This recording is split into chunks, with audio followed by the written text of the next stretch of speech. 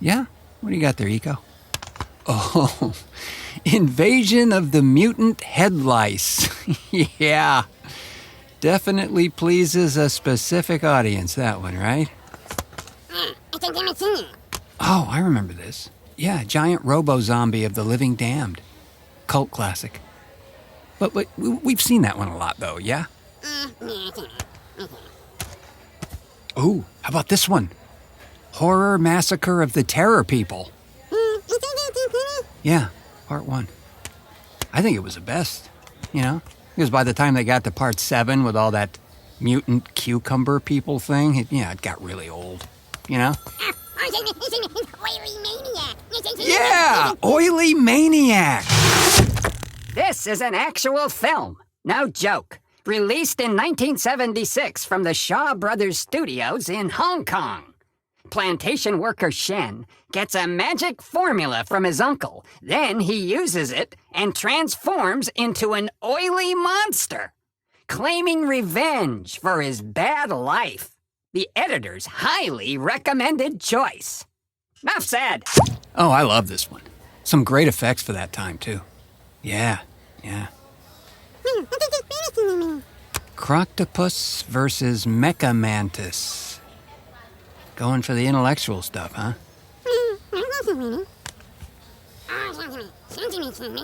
Oh my God, that's the box set of the Clam Salesman Chronicles.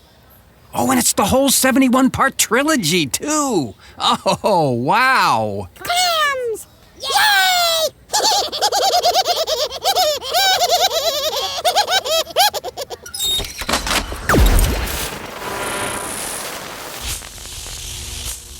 Fusebox.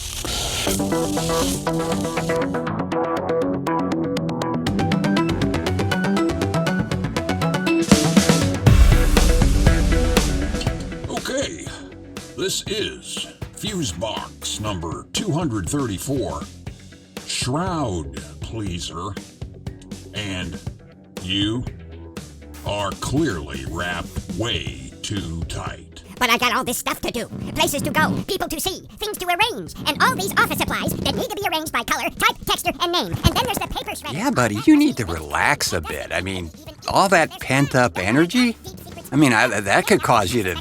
We're very careful about all that. I hate when that happens. You know, it's going to be hard getting that out of the shag carpet.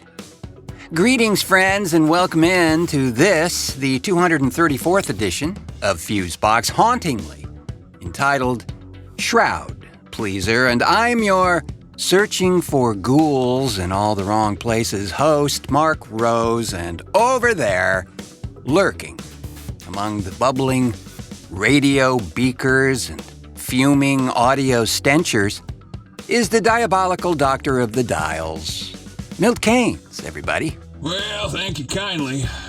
Yeah, it's that October thing again. Yeah, and you know what? It's been very well documented on this show, Mr. Keynes, that you are not a fan of this time of year. Or maybe any time of year. Yeah. Well, this one is just, I don't know, it's just creepy. Now, I can handle some creepy shit. I mean, I have been to Utah. But this ghosts and ghouls and things coming up out of the earth and stuff, it just curls my nose hairs, man. Nah, fair enough. Yeah, it's not everybody's bowl of beetles, but being that it is that time of year, I thought we'd indulge a bit on this installment of the show and chat about some fun films to check out that are clearly in the spirit, so to speak, of the time of the year, and also spin a couple of things that we've done in the past that share a certain unusual quality to them. Well, hell, wouldn't that just be everything? You're too generous, Mr. Keynes. Well, we also have another wondrous submission from our buddy 42nd Street Pete, who gives us a review of a Western unlike any you've probably encountered before. But before we get into all that, I just wanted to take a brief minute to remind you that our friend John Barber and his program called Reimagined Radio just aired a long-lost edition of a show that Gerald McQuinn and I produced way back in 1989 for a commercial broadcast radio series. Yes, that's what I said, commercial broadcast radio series, called Shriek Show. The episode is entitled Asezhia, and that hasn't been heard in over 3 decades. And we're just delighted and more than a little honored to have that show featured on his reimagined radio program. And you can find it at reimaginedradio.net or wherever you get your podcasts. Yeah, that one was pretty creepy, bro. Well, that was kind of the point, Mr. Keynes. We wanted to do an episode using the characters and settings of the previous series we had created several years prior, Dry Smoke and Whispers, and give it a kind of a horror slant. So yeah, check it out. We'll have a link to that show in the description for you. When we return, though, a problem with coffee, a grandmother like no other, and some Halloween films to consider. So, join us, aren't we? I still don't understand what's going on. Bloodthirsty homicidal killer. And he makes house calls. Dr. Butcher, MD. You like that one, guys? Zombies! Yay! Oh, that's a classic. Zombie Holocaust. Or retitled as Dr. Butcher, MD, Medical Deviant. Oh, how did I learn about all this? Well, back in the day, through magazines. Famous Monsters, Castle of Frankenstein, things like that. Yeah, like the ones I have upstairs. But you know what? There's a new place to go for info about stuff like this and everything else in the Grindhouse world. Yes, there is, Milo. It's called Grindhouse Resurrection Magazine. And it's jam-packed with articles about these films. The folks who write for GRM, they lived it. And there's a piece in the premiere issue all about early zombie movies without a bite. You should check it out. There's a link in the show description to get your paws on a copy. Grindhouse Resurrection! Yay!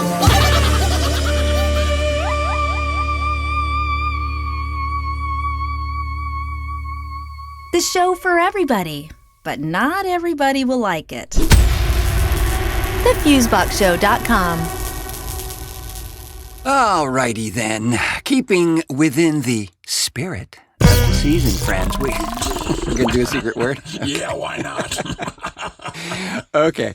I wanted to feature a Twisted Epiphany that we produced a few years back, and it's always been one of my favorites, probably up there with Family Face and Kitchen Man.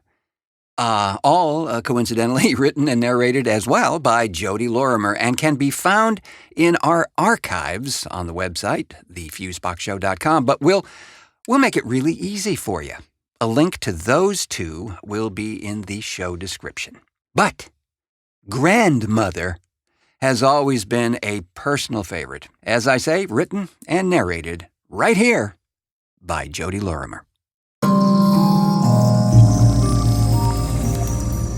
She sat quietly, stroking the long, stiff hairs on her legs. It soothed her, this petting, while she waited for the animal. It wouldn't be long now. From here, she could see the flickerings of goings-on below, faint sounds, a flash of movement, the buzzing of familiar voices, rising and falling in an ancient cadence. And then, the sound of the new ones, drifting up and over like the frothy, sparkling foam of bubbles, riding over deep, churning water. They don't know our ways. How could they? They were delicate with a language that chirped and sang. They were restless and flitted from here to there as if constantly afraid of being caught. They had flitted here, to her ancient home, probably to avoid being caught by something, but she couldn't understand what. The new ones gestured and waved and twittered and fluttered, but it made no sense to her. At first, they thought the new ones were beautiful in a translucent sort of way, filmy and light. Soon enough, they began to seem breakable, dry twigs and weightless leaves carried by the breeze on a whim. She didn't like them, and it seemed they didn't like her, or the rest of her tribe. She thought they might be afraid because they judged them. They didn't know their ways. How could they? The time had come around to collect a new living place above the old, and continue. They had all felt the light ancestors above resonate with the deep ground lines, drawing them, as it always did, to this place at this time. There could be no thought of not being here.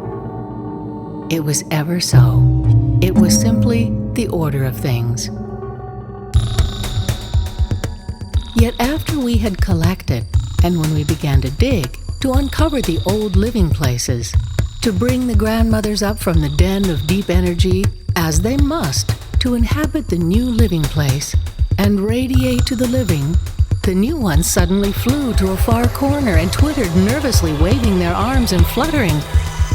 They were afraid of our slow and ancient ways, emerging from the chthonic world, ways tied to the subterranean from the beginning, dwelling in darkness to absorb the deep rhythms that throbbed in us. We emerge when we must, as now. We are not at home in the bright air as they are. They don't understand our ways. How could they? Fragile little flittery things. A rumbling began within her. The animal, she could feel it. She had lived 2 other lives in 2 other forms, and this would be her 3rd form and her 3rd life. She would be a grandmother. At last, she arched forward, bending almost in half. Her breath shuddered, ripples quaked to her furthest extremities. She heaved very slowly, once, twice, and her back split open to reveal the soft, silvery carapace unfolding that, once revealed, would harden and endure. Then she would return to the new living place, a new, pregnant, and hungry creature.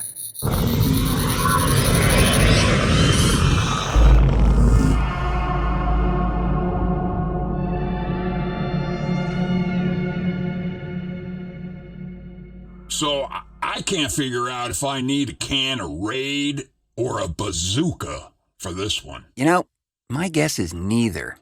Because if you really encountered that thing, it probably would be over before you knew it, you know? Yeah.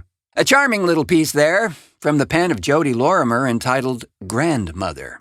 And as I say, you can find more of Jodi's work as well as the other talented folks who have worked with us to craft these things in our archives at thefuseboxshow.com. Just use the handy search thingy and type in Twisted Epiphanies, and you'll be delighted by the rich bounty of audible offerings. How about a nice coffee break? And now, another edition of Problem Man.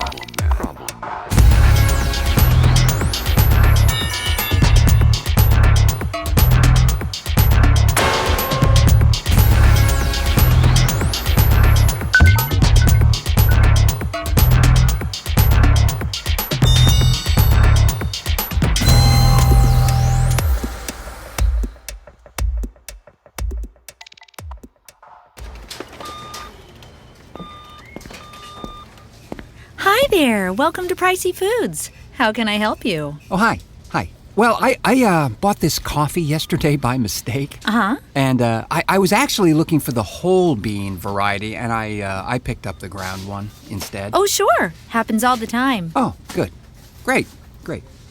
Well, then I'll just go exchange the, Actually, could you stand over there?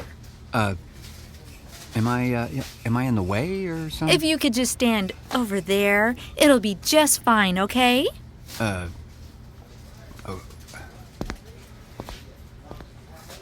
Over here? Uh-huh. Just over there.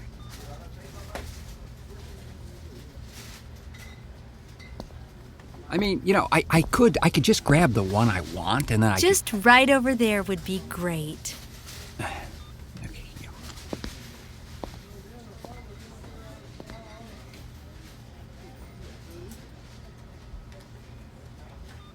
Okay, not to be a pain or anything, but I'm on my lunch hour here, and I need to get back to the Oh, I totally understand.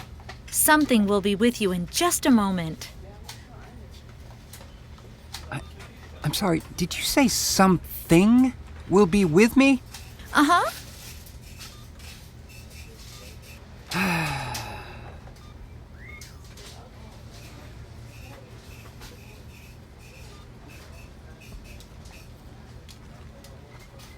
Okay, look, you know what? I really got to get going here. Can't I just grab the... It'll be just a moment, I promise.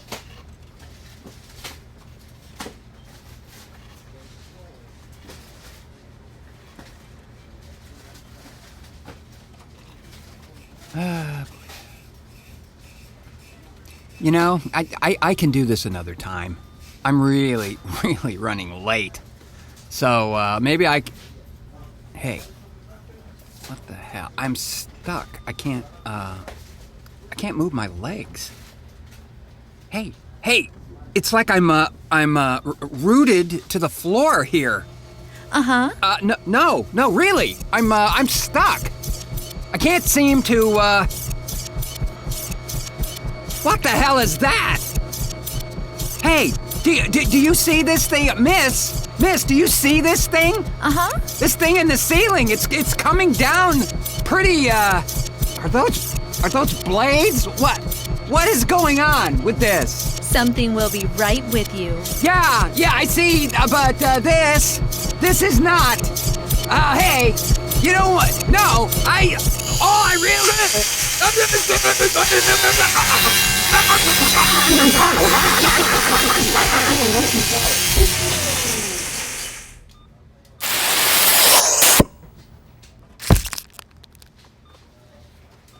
Thanks for shopping at Pricey Foods. Have a nice day. Sometimes you get up and things just don't go right. You end up chopped, freeze-dried, and packaged. It just ain't right. Was he decaf? Oh, that's a good question, Mr. Gaines. It's a perfect night for mystery and horror. The air itself is filled with monsters. The whole world's frightened to death. Crazy am I? We'll see whether I'm crazy or not. Children of the night, what music they make. Brain of a dead man waiting to live again in a body I made. She hates me. I told them there'd be death and destruction if they didn't let you sing. Thou shalt rise again. It's alive! It's alive! Universal's classic monsters. I hope you will like. This is the perfect season for films that go bump in the night, and I have picked a short list here of some that go very well with this time of year. Well, any time of year. If you're you. Guilty as charged. Well, let's face it. We all have our guilty pleasures when it comes to films, and I wanted to suggest a few that may have drifted well under your radar, or perhaps just worthy of a revisit, as probably is the case with this example, a Blu-ray collection of the original horror classics from Universal Studios. Now, we're talking about the ABCs of horror, friends. Frankenstein, Dracula, The Mummy, The Invisible Man, Bride of Frankenstein, The Wolfman, Phantom of the Opera, and last, but certainly at the end, Creature from the Black Lagoon. Now, all released in this absolutely pristine 8-disc collection, and they have been painstakingly restored as well. I mean, they've never looked this good, making this collection probably the best viewing experience available at present.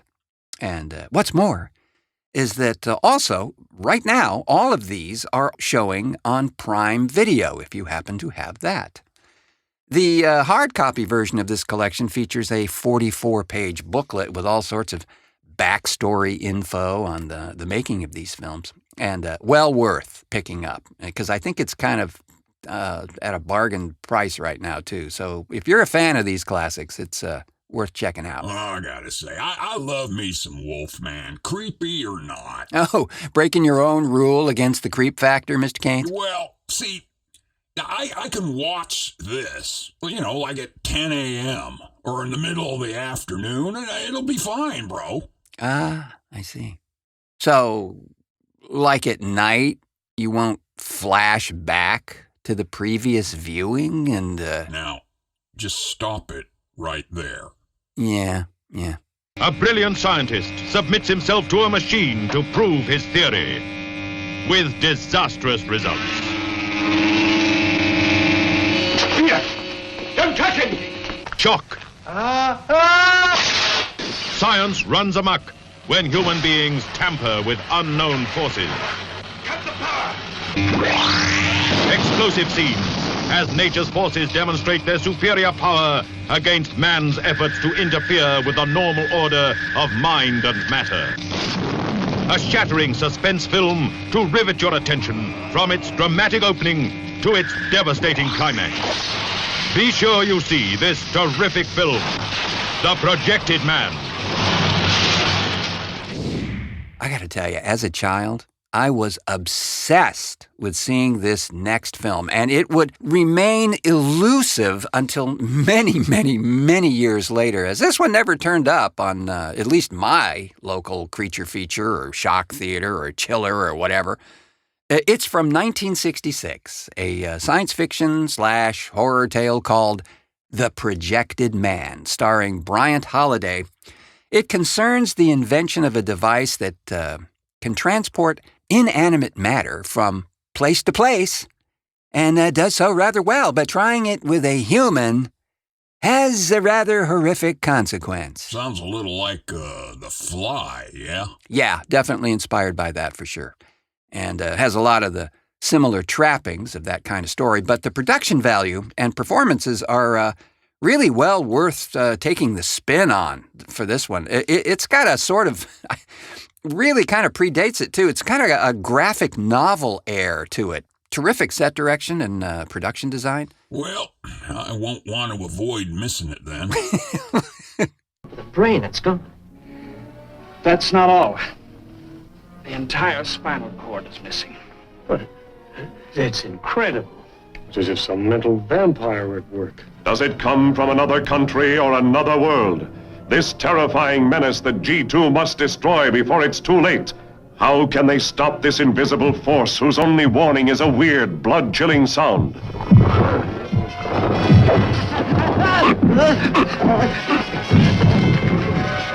We're facing a new form of life that nobody understands. I believe it feeds on the radiation from your atomic plant, and that it's evil. We've got to stop them. There's only one way: shut down your atomic plant. If I can get through, I can blow up the control room.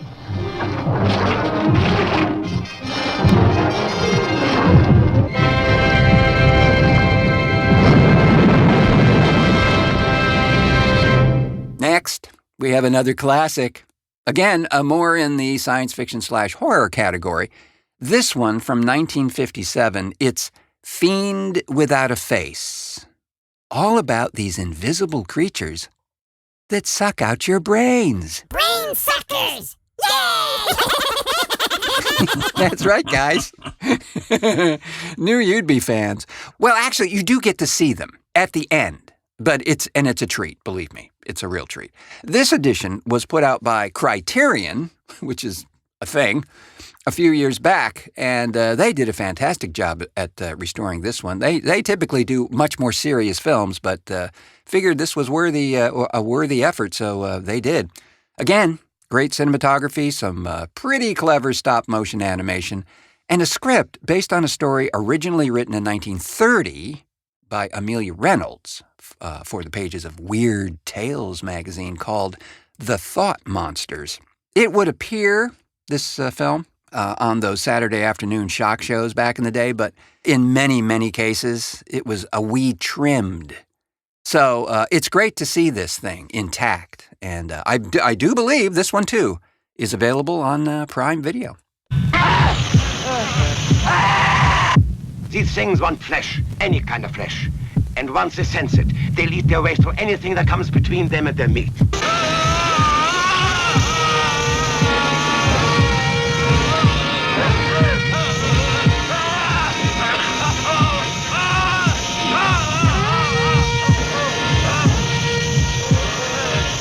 No one can escape the flesh eaters. Oh, here's a little lurid treat. And really, really hard to see in any version back in the day that wasn't, sliced to ribbons to render it virtually unintelligible. But 1962's The Flesh Eaters is a must-see. I mean, the title alone, you know what I'm saying? Yeah, I'm getting a bit queasy. Directed by Jack Curtis, and if truth be told, shot and edited as well, because the budget on this thing was non-existent. But he does a stellar job.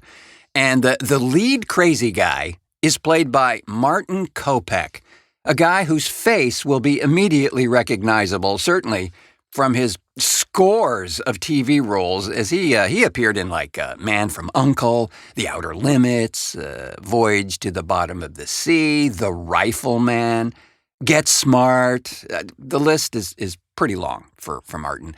He plays a crazed German scientist, what else, experimenting with a certain type of voracious bacteria, and the effects are pretty damn good for this time. And you just have to stick around, though, for the completely out-of-its-mind, phantasmagorical ending. Now, do I actually have to stick around? I mean, could I go have a corn dog and say I stuck around? Yes, you could, sir, yeah. But you'd miss out. But you indeed could, yeah. Corn dogs. Nothing can strip your nerves screamingly raw like the diabolical Dr.Z and his doubly diabolical daughter.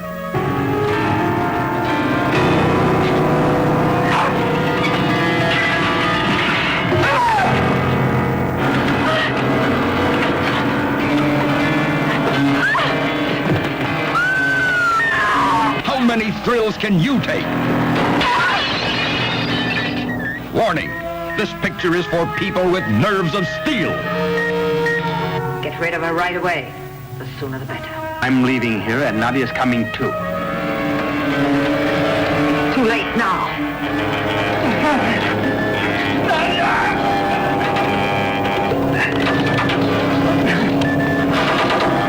Oh, we love a good Jess Franco film around these parts. So here's one that is fabulous.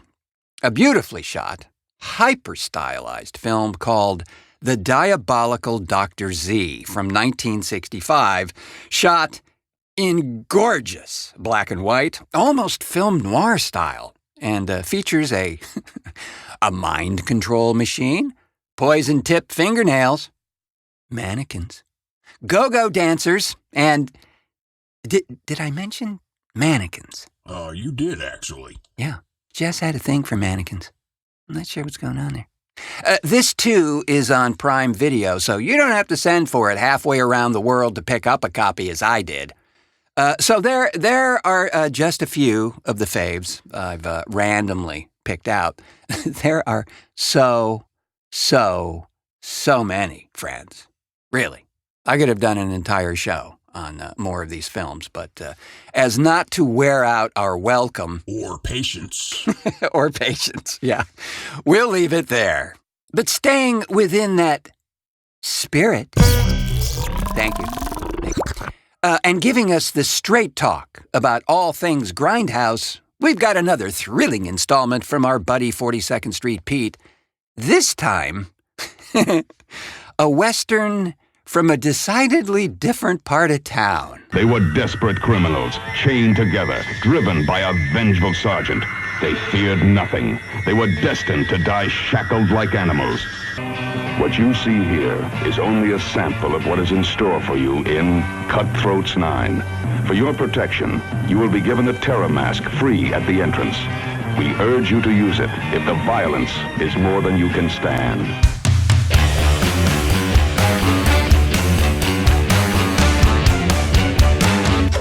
And now it's time for another Grindhouse Minute with 42nd Street Pete.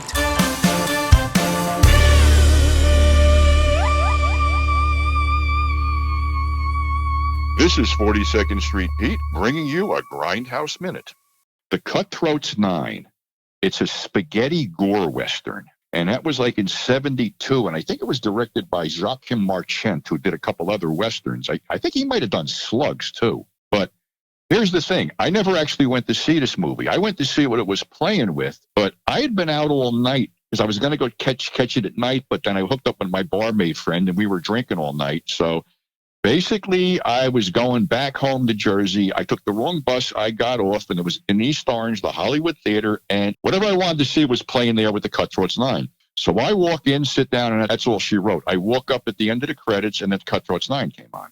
And it was all these prisoners in this wagon with Sergeant Brown and his daughter all chained up, being taken somewhere, but then they're attacked by bandits who kill all the guards. And I mean, skulls getting bashed, throats getting cut, all kinds of really fucked up shit. And then it's like there's this forced march with these convicts with the chains, and they're singing cute little songs about how they're going to kill Sergeant Brown when he goes to sleep and shit. And then they find out that the gold is really the chains that they're chained up with. So every time one of these guys starts some shit, they get killed. Like if one guy goes, I'm not going to march anymore, Sergeant Brown shoots him in the head and blows his eye out. And then they eventually overpower Sergeant Brown, who's played by spaghetti western regular Robert Hundar. His real name is Claudio Ildari. That's his real name. So they get him, they rape his daughter, they burn him in a barn, and they move on. And then there's the gang attacks again, but there's this one guy who's an alcoholic who hallucinates that Brown's coming after him and shit. And then him and the gang that originally attacked them, kill each other.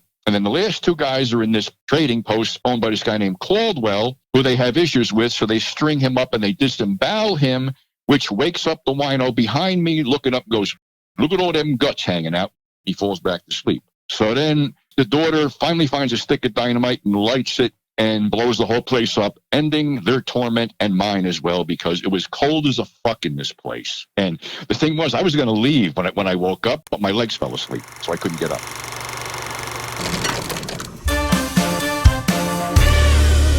Stay safe. We'll catch you on the flip side.